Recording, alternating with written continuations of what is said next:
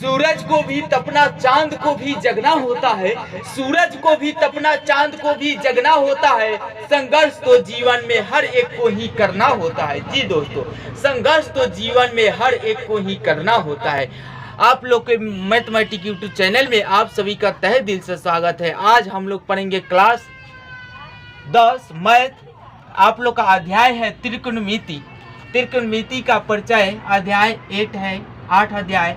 चलिए त्रिकोणमिति को सबसे पहले जानते हैं। त्रिकोणमिति होता क्या है, इससे क्या क्यों पढ़ा जाता है और इसके बारे में संपूर्ण जानकारी आप लोग को देंगे कि क्लास 10 में कितना पढ़ना है और क्या क्या पढ़ना है। देखिए, त्रिकोणमिति एक ऐसा चैप्टर है जो आप लोग को हर क्लास में पढ़ना है। अभी 10वां में पढ़ रहे हैं, अभी 11 में जाएंगे, 12 में जाएंगे। अगर मैथ लेंगे तो उसमें त्रिकोणमिति अवश्य पढ़ना है।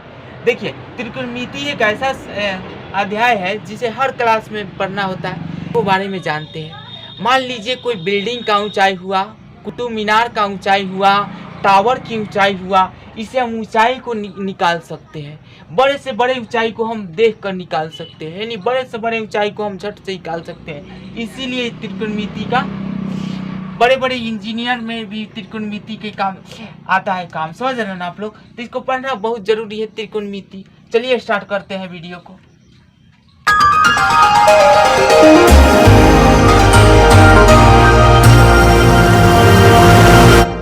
तीन, त्रि का मतलब होता है तीन, और कोण का मतलब होता है कोण। क्या होता है? कोण। देखिए, त्रि का मतलब तीन, और कोण का मतलब कोण, और मिति का मतलब होता है मापना। ध्यान देकर समझिएगा आप लोग। मिति का मतलब होता है मापना। वैसे ही देखिए, ट्राइगोमेट्री, इसका भी मतलब वही होता है। ट्राई मतलब होता है क्या? तीन। गोन मतलब होता है क्या? कोण। मेट्री मतलब मापना। समझ रहे ना? तो ये भी इंग्लिश या हिंदी दोनों का बात एक ही होता है कि तीन कोण का मापना। तो देखिए, ध्यान दीजिएगा। तो तीन कोण किस में होता है? तीन कोण किस में होता है? जब तीन कोण का बात कर रहा है तो तीन कोण होता किस में है? तो तीन कोण अब झट से आप लोग को दिमाग में आ रहा होगा कि तीन कोण तो त्रिभुज में होता है। तो तीन कोण त्रिभुज में होता है। तो देखिए, त्रिभुज में होता है, लेकिन देखो त्रिभुज में देखो, अब आप लोग से कोई परिभाषा पूछे कि त्रिकोणमिति किसे कहते हैं, तो आप लोग आसानी से बता सकते हैं कि तीन कोण के मापने के अनुपात को त्रिकोणमिति बोलते हैं। और समझना, तीन कोण या तीन भुजा की मापने को ही त्रिकोणमिति बोलते हैं। इतने आप लोग बता सकते हैं कि तीन कोण का मापना या तीन कोण का या तीन भुजा का मापना ही त्रिकोणमिति कहलाता है। अब इसमें देखो, तो तीन कोण आ गया त्रिभुज में। तो देखिए, त्रिभुज, तो त्रिभुज हमें पढ़ना क्या होता है? तो देखिए, समकोण त्रिभुज। क्लास 10 में हमें समकोण त्रिभुज के ही पढ़ना है। चलिए मार्कर लेते हैं दोस्तों। देखिए, समकोण त्रिभुज इसमें पढ़ना है। आगे क्लास में आगे भले त्रिभुज पढ़ेंगे आप लोग, लेकिन क्लास 10 में हमें समकोण त्रिभुज के ही बारे में। अब देखिए, जब हम समकोण त्रिभुज लिख दिए तो आप लोगों के दिमाग में आता होगा कि इसमें होता क्या है। होता है कोण, लंब, आधार। देखो, समकोण त्रिभुज में ही तीन होता है। जब ये तीन लिख दिए तो आप लोग को झट से दिमाग में आया होगा कि पाइथागोरस परिमेय। जी, पाइथागोरस परिमेय।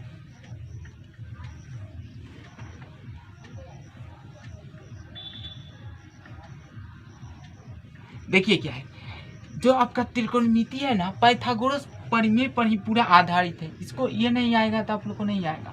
देखिए, पाइथागोरस परिमेय में ही होता है ना तीनों, कोण, लंब, आधार। तो देखिए, आप लोग को यहाँ समझने वाली बात को समझिए। देखिए, मान लिए हम त्रिभुज के नाम दे देते हैं। ए हो गया, बी हो गया, सी हो गया। देखिए, तब पाइथागोरस परिमेय में तीनों आता है, कोण, लंब, आधार आता है ना। तो देखिए, तो देखो इसमें देखो, यहाँ जो तो हमेशा समकोण त्रिभुज किसे कहते हैं? जिस कोण के एक कोण 90 डिग्री हो, जिस त्रिभुज के एक कोण 90 डिग्री हो, उसी कोण को क्या, त्रिभुज को क्या बोलते हैं? समकोण त्रिभुज। तो देखिए, यहाँ का बना रहा है 90 डिग्री का कोण बना रहा है ना, तो ये समकोण त्रिभुज है। समकोण त्रिभुज इधर से पूरा खड़ा होता है और इधर से क्या होता है, जैसे समझो क्या कि इधर से बिल्डिंग है, यहाँ से हम ताकेंगे तो ऐसे ताकेंगे ना, समझ रहे हैं ना आप लोग। इसी को समकोण त्रिभुज बोलते हैं। समझ चुके हैं आप लोग, छठे क्लास से आप लोग पढ़ते आ रहे हैं समकोण त्रिभुज के बारे में। चलिए अब देखते हैं। तो देखो इसमें कोण लंब आधार 3 होता है। तो देखो और यहाँ देखो 90 डिग्री का कोण बना रहा है ना, 90 डिग्री का कोण। तो 90 डिग्री के ठीक सामने वाला हमेशा कोण होता है। ध्यान दीजिएगा, 90 डिग्री के सामने वाला कोण हमेशा कोण होता है। क्या बोले हम कि 90 डिग्री के सामने वाला कोण हमेशा कोण होता है। लेकिन अब बच गया लंब और आधार। तो लंब और आधार ये बदलता रहता है। कैसे बदलेगा? देखिए अगर मान लीजिए हम कहते हैं अभी समझिए कि अगर हम इस कोण के बारे में बात करें, आप लोग को पढ़ना त्रिकोण। तो देखिए इसके सामने वाला कोण हमेशा क्या होगा? कोण होगा। और देखो यहाँ जिस कोण के बारे में बात होता है ना, उसके ठीक सामने वाला कोण हमेशा लंब होता है। अगर देखो इस कोण से बात हो रही है ना, तो ये क्या हो जाएगा? ये हो जाएगा लंब, और जो बचा हो गया आधार। देखिए एक और त्रिभुज बनाकर आप लोग को समझाते हैं, आप लोग को अच्छे से आएगा समझ में। हम है ना, आप लोग टेंशन मत लो, एकदम आएगा, सबको आएगा समझ में।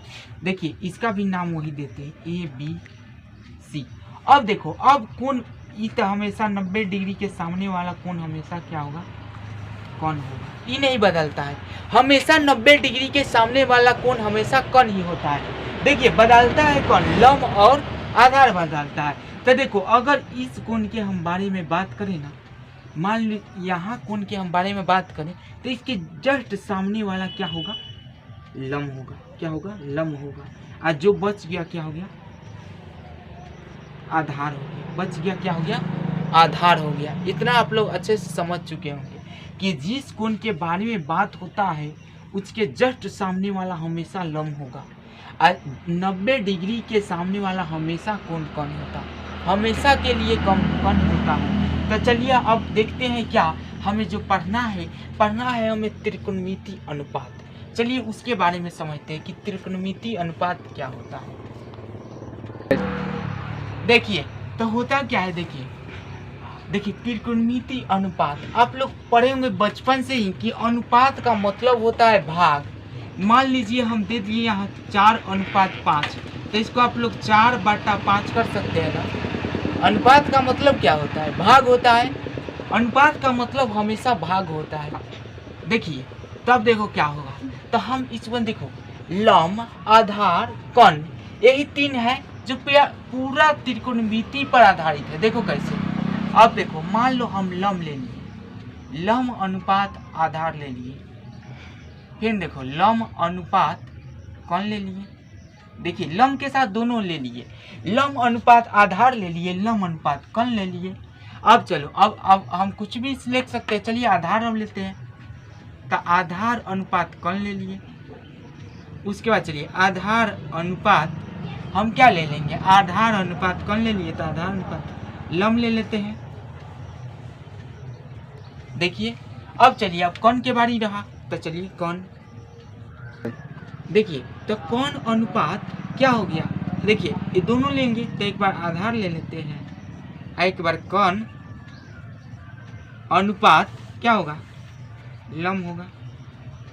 देखिए अब क्या इससे ज्यादा इसमें से हम ले सकते हैं? आप लोग समझ रहे हैं ना? क्या इससे ज्यादा अब इसमें से हम ले सकते हैं? देखिए तो लंब के साथ हम दोनों ले लिए, लंब के साथ क्या ले लिए? आधार, लंब के साथ कोण, आधार के साथ कोण, आधार के साथ लंब। देखिए कब है? 1 2 3 4 5 6। तो हमेशा त्रिकोणमिति अनुपात 6 होता है, हमेशा त्रिकोणमिति अनुपात 6 होता है। 6 से ना ज़्यादा होता है और 6 से ना कम होता है। तो चलिए हम इसको लिख लेते हैं। तो देखिए इतने लिखने की ज़रूरत, इतने की जगह पर हम ऐसे लिख सकते हैं। देखिए तो हम इतना न लिख कर हम इसको शॉर्टकट में ऐसे लिख सकते हैं ना। देखिए 6 अनुपात आ गया ना। देखो लंब बाटा आधार, अभी आप लोग को बताएं कि अनुपात का मतलब भाग होता है। अभी याद करने का नहीं दे रहे हैं, याद करने का आप लोग को ट्रिक बताएंगे। यानी समझिए लंब बाटा आधार तो छोटा सा इसको लिख सकते हैं tan थीटा, लंब बाटा कोण तो इसको छोटा सा लिख सकते हैं sin थीटा। तो देखिए इतना न लिखकर हम छोटे छोटे अनुपात में कर दिए। यही तो है त्रिकोणमितीय अनुपात। आप लोग का 8.1 पूरा प्रश्नावली खत्म हो जाएगा। बस अब देखो इसमें सूत्र जान लेते हैं।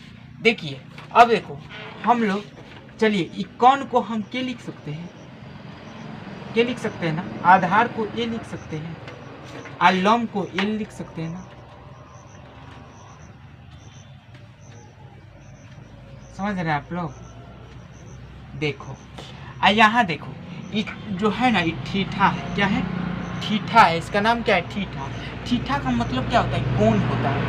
कोण ए कहो, बी कहो, पी कहो, क्यू कहो या थीटा कहो, थीटा भी कोण ही माना जाता है। समझ गए आप लोग। तो थीटा को भी कोण ही मानते हैं। जैसे यहाँ देखो थीटा क्या है? कोण है। थीटा क्या है? कोण है। इसको ऐसे कर यूं करके यूं कर देते हैं, अच्छा ना। तो देखो अब देखो क्या करता है। चलिए अब सूत्र के बारे में जानते हैं। तो देखो सबसे पहले आप लोग को बता दें कि इधर उधर लिखे हैं, ऐसे नहीं होता है। इसको लाइन से चलिए लिखते हैं। लाइन से होता है, देखिए साइन कॉस थीटा, उसके बाद देखिए टेन थीटा, उसके बाद होता है क्या? कॉट थीटा, उसका होता है सेक थीटा, उसका होता है कॉसेक थीटा। देखिए कहो 1 2 3 4 5 6, यही 6 क्या है? यही 6 आप लोग का पूरा त्रिकोणमितीय अनुपात है। इससे ज़्यादा नहीं, इससे कम नहीं। यही 6 होता है। Sine cos tan cot sec cosec. देखिए अब इसमें होता क्या है कि देखिए अब इसका सूत्र हम लोग जानेंगे। तो देखो यहाँ हम लिख दिया ना लंब के ए। तो चलिए इसको हम सूत्र आप लोग को ट्रिक से बताते हैं। समझ जाओ कि यहाँ एल ए, देखिए तो इसको हम ऐसे लिख दिए। समझ जाओ, इसको हम बताते हैं। देखो अलग अलग स्कूल में आप लोग को अलग अलग ट्रिक मिलेगा। चलिए हम इसको बताते हैं। समझिए कि लल्ला आम लाया, लल्ला आम लाया, कच्चे कच्चे आम। ट्रिक है, आ रहा समझ में। देखो अलग अलग मास्टर अलग अलग बताते हैं, तो समझिए लल्ला आम लाया कच्चे कच्चे आम, ऐसे याद रखिएगा। देखो कैसे, बहुत आसान है। देखो समझो, यहाँ देखो साइन है ना, साइन। तो देखो साइन, तो साइन देखो क्या है? एल से क्या हो गया? लंब, और के से क्या हो गया? कॉन। देखिए तो एल से क्या हो गया? लंब बटा कॉन। क्या लिख सकते हैं ना, लंब अब बटा कौन। देखो साइन थीटा बराबर लंब बटा कौन। अब देखो लल्ला आम लाया कच्चे कच्चे आम, ऐसे पढ़िएगा आप लोग। तो देखो ए से ए से क्या हो गया? आधार, और के से कौन? आधार बटा कौन। तो कॉस का क्या होगा? आधार और बटा कौन। तो चलिए अब टेन थीटा। तो देखिए लंब बटा आधार, तो टेन थीटा क्या हो गया? लंब बटा आधार। अब बच गया 3 गो। देखिए हमेशा क्या होता है? इसका उल्टा होता है। देखिए साइन का उल्टा हमेशा क्या होता है? कॉस होता है। साइन का उल्टा कॉस होता है, और कॉस का उल्टा हमेशा सेक होता है, और टेन का उल्टा हमेशा कट होता है। समझ रहे हैं आप लोग? यानी विपरीत होता है। जैसे देखो अब देखो, जैसे यहाँ गए ना कि साइन, देखो साइन से गए ना कि साइन का क्या होगा? लंब बटा कौन। देखो अब इधर से जाए, इधर से आएंगे आप लोग, समझिए इधर से गए ना, अब इधर से आएंगे। देखो ऐसे गए ना, अब ऐसे आएंगे, इसको उल्टा आएंगे। देखो इधर से आएंगे, तो देखो लंब क्या है? आधार और बाटा कौन। तो देखो 10 का क्या हो जाएगा? आधार बाटा कौन, नहीं आधार बाटा लंब। देखो लंब है ना, देखो आधार लंब, उसके बाद देखो कौन बटा आधार।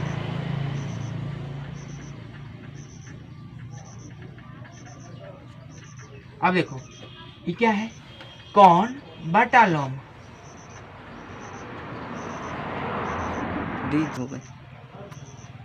देखिए साइन बराबर लंब बटा कौन, कॉस बराबर आधार बटा कौन, टेन थीटा बराबर लंब बटा आधार, आ कट थीटा बराबर आधार बटा लंब आ सेक थीटा बराबर कण बटा आधार आ कसेक थीटा बराबर कण बटा लंब। देखिए आप लोग को बता दें कि हमेशा साइन का उल्टा, देखो ये साइन है ना, इसका उल्टा कसेक होता है। आप लोग याद रखिएगा, आगे भी काम है, आगे भी हम लोग 8.2 में पढ़ेंगे, उसमें भी काम है। साइन का उल्टा हमेशा कसेक होता है, ये जो कस का उल्टा हमेशा क्या होता है, सेक होता है, और टेन के उल्टा कट होता है। इतना आ रहा आप लोग को समझ में ना। इसी का उल्टा है, देखिए जैसे लंब बटा कण, तो यहाँ देखो कण बटा लंब, यहाँ देखो कस का आधार बटा कण, तो इसका देखो देखो आधार बटा कण तो कण बटा आधार, यहाँ देखो टेन लंब बटा आधार, तो यहाँ देखो लंब बटा आधार है, तो यहाँ देखो क्या है, आधार बटा लंब, उल्टा है ना। यानी देखो हम इधर से इसको जाएंगे, ला ला आम लाया कच्चे कच्चे आम, तो ये हो गया साइन, ये हो गया कॉस, ये हो गया टेन। इधर से आएंगे, इधर से गए, इधर से आएंगे, लिख दिए। आप लोग इस ट्रिक को याद रखिएगा, लाला आम लाया कच्चे कच्चे आम, आप लोग को पूरा सूत्र याद हो जाएगा। तो चलिए बस, इससे ज़्यादा कुछ नहीं है। आप लोग को 8.8.1 आप लोग को जो खत्म हो गया, आप लोग को 8.1 प्रश्नावली खत्म हो गया। बस इतने आप लोग याद कीजिए, तो आप लोग का 8.1 प्रश्नावली खत्म हो गया। चलिए आप लोग को मिलते हैं प्रश्नावली 8.1 के साथ। Thank you.